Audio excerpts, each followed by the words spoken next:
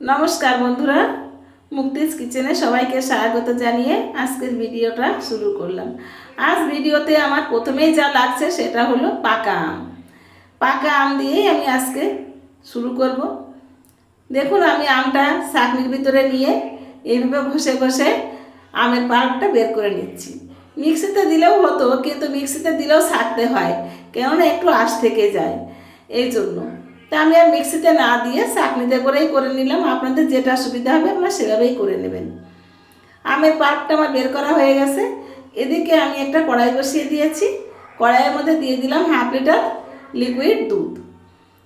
এটা নর্মাল টেম্পারেচারেই ছিল দুধটা। দিয়ে এই দুধের মধ্যে আমি অ্যাড করে দিচ্ছি 2 চামচ কর্নফ্লাওয়ার আর দিয়ে ভালো করে মিশাবো। এখনও কিন্তু আমি গ্যাসটা অন করিনি, অফ করাই আছে। আর দিয়ে দেবো 2 চামচ চিনি। এই চিনিটা আপনারা আপনাদের পছন্দ মতো দেবেন, কারণ আমটাও তো মিষ্টি। এবার আমি সুন্দর করে এটা মিশিয়ে নেব দুধের সঙ্গে। ভালো করে মিশিয়ে নিয়ে তারপর আমি গ্যাসটা অন করব।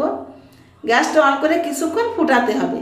কিছুক্ষণ ফুটাতে ফুটাতে দেখুন একটা থকথকে মিশ্রণ তৈরি হয়ে যাবে। এই থকথকে মিশ্রণটা আমার প্রয়োজন। এবার আমি একটা বাটি নিয়ে নিয়েছি। এই বাটির মধ্যে দিয়ে দিলাম কিছুটা টুকরো করা আম। আমের টুকরোগুলো বাটির নিচে সুন্দর করে দিয়ে দিলাম সাজিয়ে। দেওয়ার পর এবার বন্ধুরা, আমি যে থকথকে মিশ্রণটা তৈরি করেছিলাম, এই মিশ্রণটা আমি এই গরম অবস্থাতেই এই বাটির মধ্যে দিয়ে দিচ্ছি। তো বন্ধুরা, দেখলেন তো মিশ্রণটা দিয়ে দিলাম। এবার আবার কড়াইটা বসিয়ে দিয়েছি। কড়াইয়ের মধ্যে দিয়ে দিলাম সে আমের পাল্পটা। আমের পাল্পের মধ্যে দিয়ে দিলাম 1 চামচ চিনি, আর দিয়ে দিলাম 2 চামচ কর্নফ্লাওয়ার। 1 চামচ কর্নফ্লাওয়ার, সরি 2 চামচ না, 1 চামচ কর্নফ্লাওয়ার দিয়েছি আমি। দিয়ে ভালো করে ফুটিয়ে এটাও থকথকে একটা মিশ্রণ তৈরি করে নিলাম। নিয়ে ওই যে দুধের যে মিশ্রণটা ছিল ওর উপর দিয়ে একটা লেয়ার করে আমি দিয়ে দিয়েছি। বন্ধুরা, আজকের ভিডিওটা আপনারা কে কোথা থেকে দেখছেন আমাকে কমেন্টে জানাবেন। আজ ভিডিওটা যদি আপনাদের ভালো লেগে থাকে একটু লাইক কমেন্ট শেয়ার করে যাবেন। আর আমার চ্যানেলটাকে সাবস্ক্রাইব করতে ভুলবেন না কিন্তু।